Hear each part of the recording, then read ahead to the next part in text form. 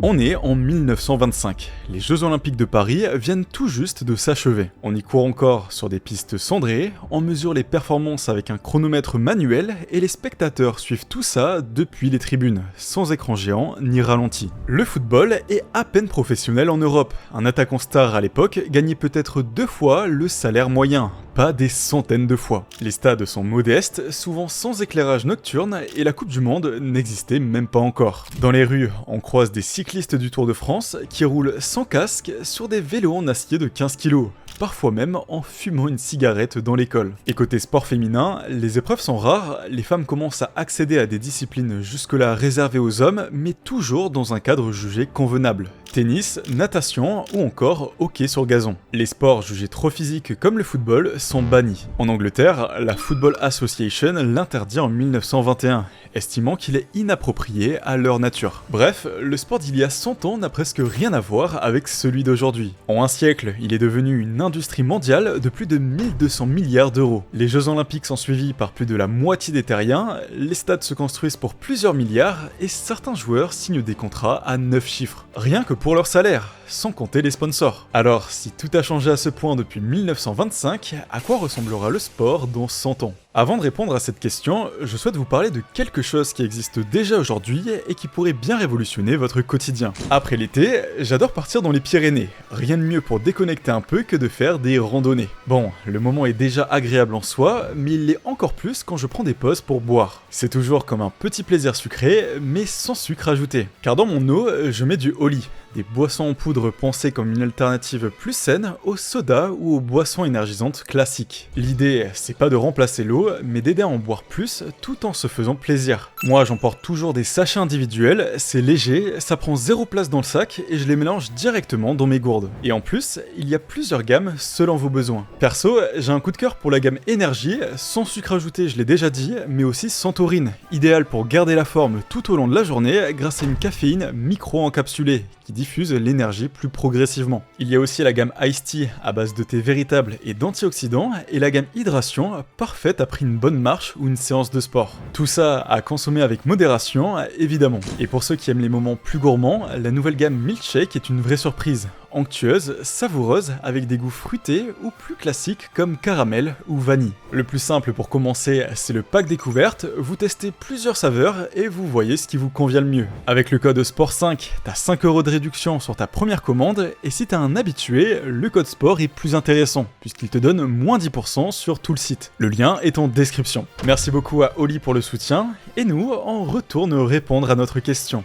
L'économie du sport a-t-elle atteint son plafond de verre ? Depuis qu'on a compris qu'un match pouvait se vendre à des millions de spectateurs, l'économie du sport n'a cessé de gonfler. Dans les années 80, les droits TV se comptaient en quelques millions, aujourd'hui on parle en milliards. La première ligue anglaise a signé pour près de 8 milliards sur 4 ans, la NBA pour 24 milliards sur 9 ans, et chaque nouveau contrat semble repousser les limites. Les salaires suivent la même courbe vertigineuse, un joueur moyen de baseball américain gagne presque 5 millions de dollars par saison. Pareil en NBA, où les plus grandes stars dépassent les 50 millions. On pourrait croire que ça continuera indéfiniment, mais de plus en plus d'économistes évoquent un plafond de verre. Un point où la machine à cash ralentira, voire s'arrêtera. Pourquoi ? Parce que les piliers de ce modèle commencent à se fissurer. La télévision linéaire perd des abonnés chaque année, les jeunes habitués au zapping et aux vidéos courtes ne regardent plus forcément un match entier. Et le streaming illégal, via l'IPTV notamment, pèse déjà des centaines de millions de pertes pour les diffuseurs, ce qui fragilise le modèle. On l'a vu en France avec DAZN, confronté à un boycott massif. La plateforme a multiplié les promotions désespérées, allant jusqu'à offrir la Ligue 1 pour l'achat d'un simple menu chez McDonald's. Un signe clair que, même pour les géants du secteur, si les revenus de diffusion stagnent ou reculent, il faudra inventer de nouvelles sources pour maintenir les salaires et les investissements. Demain, le modèle pourrait se fragmenter. Au lieu d'un abonnement global, chaque fan paierait directement pour son club ou sa discipline. C'est déjà le cas en Angleterre où Norwich City propose aux supporters hors Royaume-Uni un pack annuel à 180 livres pour voir tous les matchs de la saison 2025-2026. À l'avenir, ce type de formule pourrait s'étendre et même s'implanter localement dans certains pays. oui, mais cette multiplication des offres pourrait devenir source de nouveaux problèmes. On le voit déjà aujourd'hui, suivre un sport majeur nécessite parfois 3 ou 4 abonnements différents, une tendance qui pourrait s'amplifier si rien n'est régulé. Pendant ce temps, le sponsoring se concentre de plus en plus autour de quelques multinationales capables de signer des contrats pharaoniques. Coca-Cola est partenaire des Jeux Olympiques depuis 1928 avec un budget estimé à près de 100 millions d'euros par an. Dans d'autres disciplines, les sponsors liés aux énergies fossiles ont investi au moins 5,6 milliards de dollars dans le sport ces dernières années. Une stratégie souvent qualifiée de sport washing, utiliser le sport pour soigner son image malgré des pratiques contestées. Les États du Golfe en sont devenus des maîtres en la matière. L'Arabie Saoudite a racheté le club de Newcastle United via son fonds souverain, lancé son propre circuit de golf, accueilli la Formule 1 à Jeddah et a investi des sommes colossales dans la boxe et le football international. Le Qatar, eux, ont organisé la Coupe du Monde 2022 et possèdent le Paris Saint-Germain. Quand les Émirats Arabes Unis s'affichent via Etihad Airways ou Emirates dans la plupart des sports majeurs, de la F1 au cyclisme. Un retrait soudain de plusieurs sponsors ou d'États pourrait déstabiliser toute l'économie sportive. Et à cette dépendance financière s'ajoute la question fiscale. En Formule 1, presque tous les champions récents résident à Monaco ou en Suisse pour profiter de régimes fiscaux très avantageux. Aux États-Unis, le jog tax oblige les sportifs à payer des impôts dans chaque état où ils jouent. L'Espagne, elle, avait instauré la loi Beckham pour attirer les stars étrangères avec des taux réduits. Alors, la feuille d'impôt pèse presque autant que le contrat sportif dans la décision d'un joueur. Et dans 100 ans, cet équilibre pourrait basculer. Si certains pays taxent plus lourdement le sport, on pourrait voir des championnats entiers migrer vers des paradis fiscaux sportifs. A l'inverse, un impôt mondial sur les revenus sportifs pourrait rendre ces stratégies quasi impossibles. Mais il faut le rappeler, ces chiffres mirobolants ne concernent qu'une minorité. En cyclisme, seuls quelques leaders dépassent le million annuel. Dans beaucoup de sports, vivre uniquement de sa discipline est déjà un privilège. Aux Jeux Olympiques, certains champions signent des contrats à 7 chiffres, quand d'autres médaillés reprennent un emploi à leur retour. Et malgré la montée en puissance du sport féminin, les écarts restent énormes.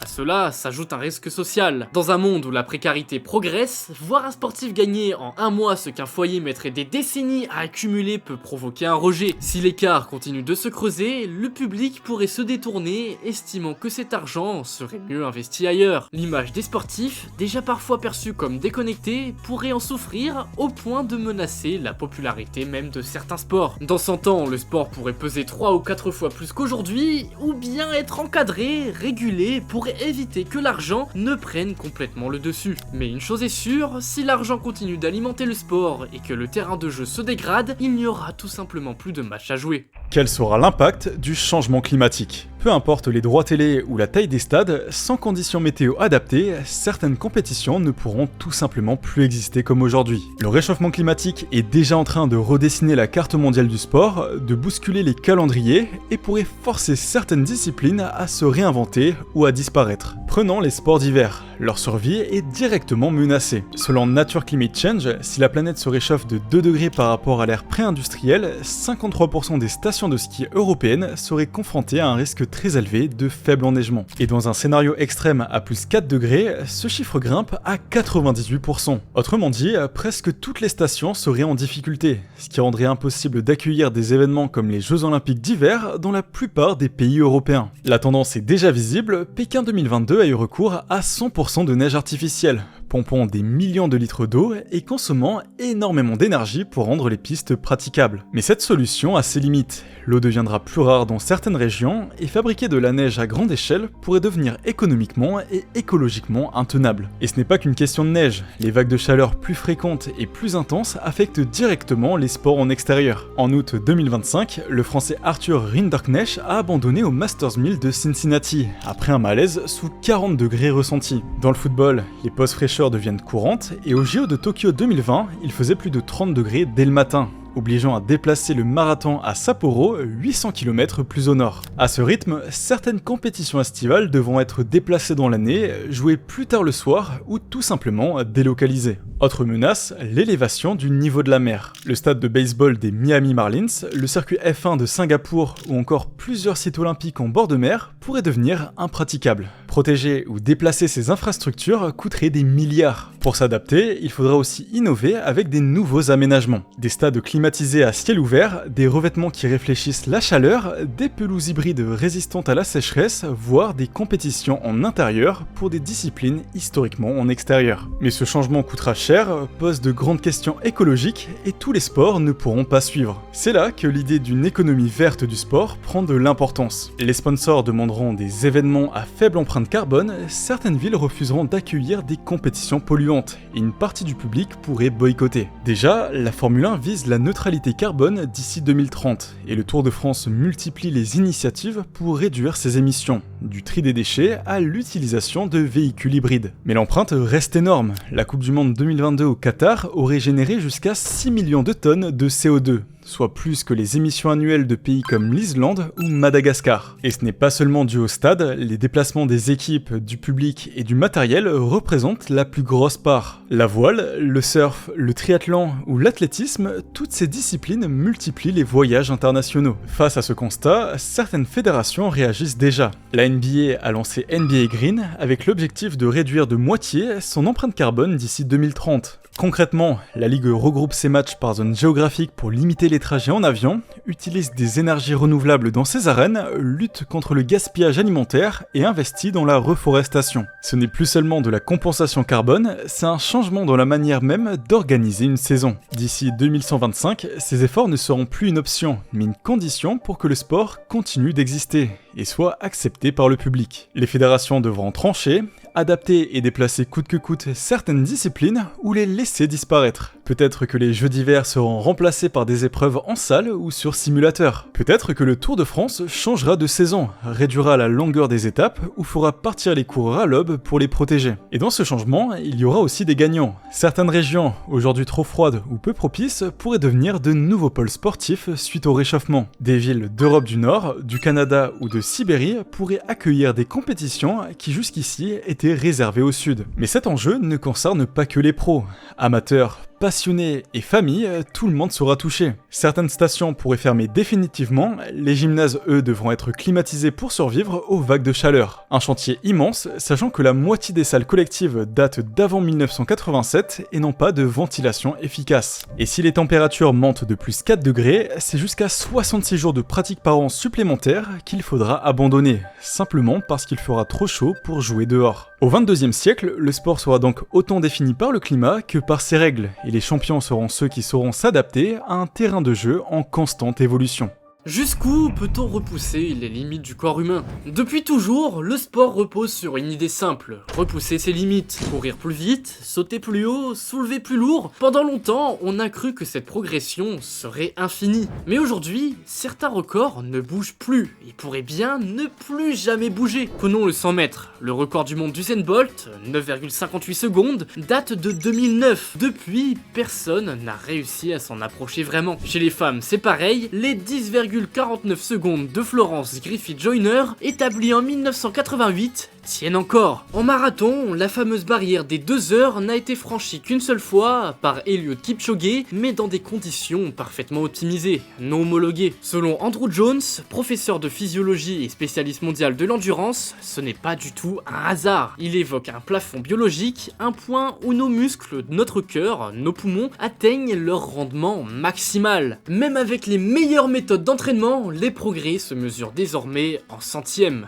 Parfois en millième. Pour lui, la dernière marge de progression se trouve dans la résilience physiologique, mais là encore, cette marge se réduit. D'autres sports connaissent même la stagnation. En tennis, le service le plus rapide jamais enregistré à 263 km/h par Sam Gross en 2012 n'a toujours pas été battu. En haltérophilie, les charges atteignent les limites mécaniques de notre squelette. Aller plus loin, c'est risquer la rupture. Et parfois, ce ne sont pas nos corps qui limitent les records, mais les règlements. En Formule 1, les vitesses maximales sont volontairement réduites par sécurité. En cyclisme, on encadre la position du coureur ou l'aérodynamisme des vélos pour éviter des vitesses jugées dangereuses. Alors, si la nature et les règles nous bloquent, que reste-t-il? Certains regardent déjà vers une autre voie, dépasser nos limites biologiques grâce à la science. On en a déjà vu les prémices. En 2012, Oscar Pistorius a participé aux Jeux Olympiques avec ses prothèses en fibre de carbone, déclenchant un débat mondial sur l'équité. Il existe même une compétition entière dédiée aux athlètes équipés de technologies avancées. Le cibathlon, organisé en Suisse, où des participants en fauteuil roulant motorisés, équipés d'exosquelettes ou de prothèses bioniques, s'affrontent dans des épreuves adaptées. Pour l'instant, l'événement reste confidentiel, mais il donne un aperçu de ce que pourrait devenir un sport augmenté d'ici un siècle. Et les avancées ne s'arrêteront pas aux prothèses. Les manipulations génétiques pourraient donner naissance à des athlètes conçus pour l'exploit avec des fibres musculaires optimisées, une VO2 max hors norme et une récupération accélérée. La médecine régénérative pourrait elle aussi bouleverser le sport de demain. Une rupture des ligaments croisés qui nécessite aujourd'hui des mois de rééducation pourrait être soignée en quelques jours grâce à des cultures de tissus in vitro, où l'on fait pousser un nouveau ligament à partir des cellules du patient avant de le greffer. Un tendon d'Achille déchiré pourrait être reconstruit grâce à des nanotechnologies qui stimulent la régénération cellulaire directement sur la zone blessée. Ces traitements pourraient prolonger les carrières de plusieurs années et permettre à des athlètes de continuer à battre des records bien plus longtemps qu'aujourd'hui. Et si on ajoute à ça les thérapies anti-vieillissement, capables de régénérer les cellules ou de réactiver des gènes liés à la jeunesse musculaire, on pourrait imaginer dans 100 ans un sprinter de 50 ans décrocher l'or olympique. Bien sûr, il restera toujours un attrait pour le sport pur, celui qui cherche à savoir jusqu'où l'humain sans assistance peut aller. Les scientifiques continueront à optimiser l'entraînement, la nutrition, la psychologie, mais le gain sera minime. Alors, la vraie question est là. Si demain, la performance dépend autant, voire plus de la technologie que du corps, le public suivra-t-il avec la même passion?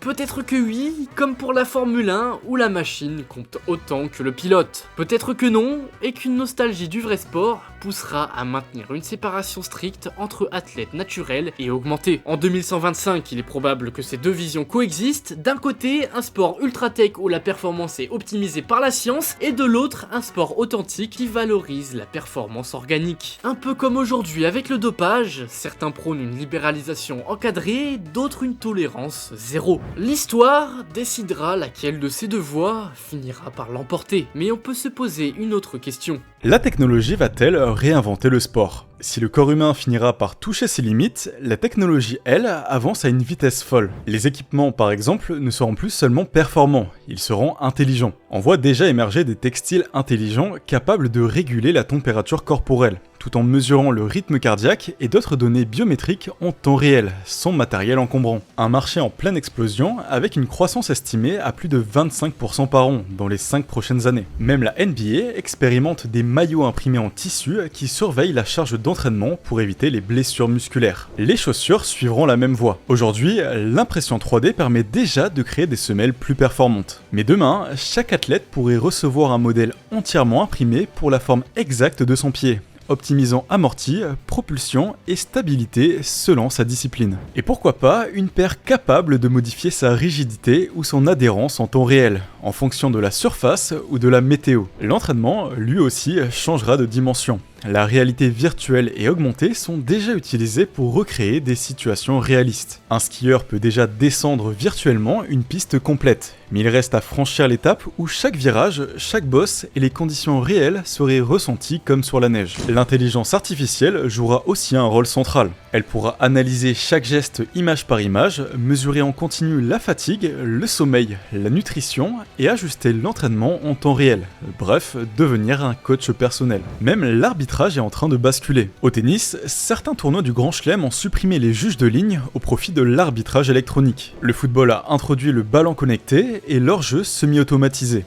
Dans 100 ans, la plupart des décisions binaires pourraient être confiées à des systèmes automatiques. Plus de hors-jeu débattu pendant 3 minutes, plus de buts fantômes, chaque action validée ou annulée instantanément. Et cette précision pourrait pousser à réécrire certaines règles pour s'adapter au mode de consommation avec des formats plus courts et un rythme plus rapide. Sans oublier l'expérience spectateur. Aujourd'hui déjà, on voit émerger des retransmissions en réalité virtuelle qui placent le fan au bord du terrain. Récemment, le club de Burnley a proposé un match en VR à ses supporters. En 2125, on pourra peut-être se connecter à la vue subjective l'objectif d'un joueur, manipuler un modèle 3D du match en direct pour revoir une action sous n'importe quel angle, ou vivre la rencontre avec des amis dispersés aux quatre coins du monde dans un salon virtuel partagé. Les stats physiques ne seront pas en reste, hologrammes, surface interactive, statistiques en surimpression via lunettes connectées, tout sera pensé pour que le public vive le match plutôt que de simplement le regarder. Enfin, les infrastructures elles-mêmes deviendront des concentrés de technologie. Les stades climatisés du Qatar 2022 ont déjà montré qu'on pouvait créer un microclimat artificiel pour jouer par 35 degrés. Demain, on pourra aller plus loin avec des surfaces de jeu capables de modifier leur texture selon le type de match ou de limiter les risques de blessures à l'entraînement. Des pelouses hybrides résistantes à la sécheresse ou encore des pistes d'athlétisme à rigidité modulable, tout sera pensé pour optimiser la performance et l'équité. Car face à cette avalanche d'innovation, les instances sportives devront poser des limites, comme World Athletics l'a déjà fait avec les super chaussures, ou la Formule 1 avec ses plafonds budgétaires. On imagine donc dans 100 ans que les performances seront optimisées, l'arbitrage quasi parfait, et que les spectateurs seront au plus près de l'action. Mais il faudra faire attention à ne pas perdre l'imprévu et l'émotion qui font la beauté du sport, tout en tenant compte des limites écologiques et financières. À quoi ressembleront les sports de demain? Certains existent déjà sous forme d'expériences peu connues, mais pourraient, dans un siècle, remplir des stades entiers. On peut par exemple parler du RoboCup. Depuis les années 1990, ce tournoi de football robotique a pour objectif affiché qu'une équipe de robots batte un jour les champions humains d'ici 2050. Aujourd'hui, on en est loin.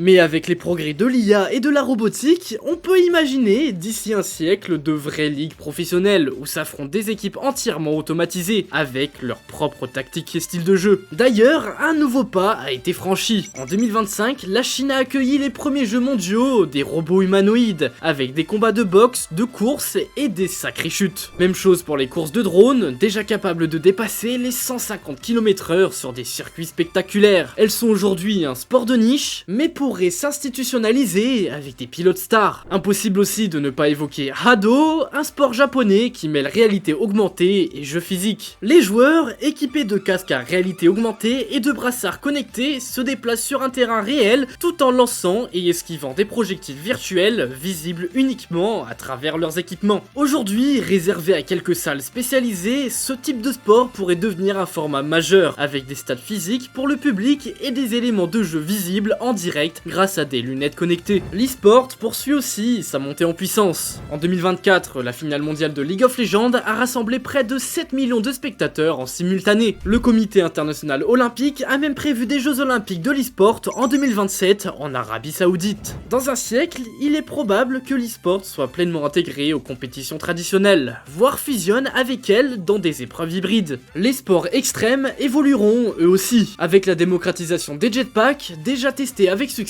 par Gravity Industries, qui a même organisé des courses. On pourrait voir naître de vraies compétitions. Et pourquoi ne pas les intégrer à des épreuves combinées? Après tout, si on mélange ça à un ballon et à des anneaux, le Quidditch pourrait être un peu plus sympa et réaliste que son format actuel. Bon, reste à régler un petit détail, la sécurité, pour éviter que chaque match ne finisse aux urgences. Enfin, il y a l'ultime terrain de jeu, l'espace. Sur la Lune, la gravité étant 6 fois plus faible qu'ici, un saut en hauteur pourrait dépasser les 10 mètres. L'idée semble folle, mais en 1971, l'astronaute Alan Shepard a déjà joué au golf sur la Lune lors de la mission Apollo 14. Alors non, on ne verra pas un classico Barça Real sur la Lune, mais un événement sportif exceptionnel organisé dans l'espace, que ce soit pour du tourisme, de la recherche ou du pur spectacle, ça n'a rien d'impossible. En un siècle, le sport a toujours évolué, mais les 100 prochaines années pourraient le transformer plus que jamais. Le climat va redessiner les terrains de jeu, la technologie va repousser et parfois remplacer les limites du corps humain. Et de nouvelles disciplines, inimaginables aujourd'hui, pourraient devenir les classiques de demain. Certaines de ces évolutions feront rêver, d'autres au contraire poseront des questions éthiques, écologiques ou économiques. Car derrière les records et les innovations, il y aura toujours un enjeu: préserver ce qui fait l'âme du sport. Cette part d'imprévu, cette émotion brute que même la plus puissante des intelligences artificielles ne saura jamais reproduire.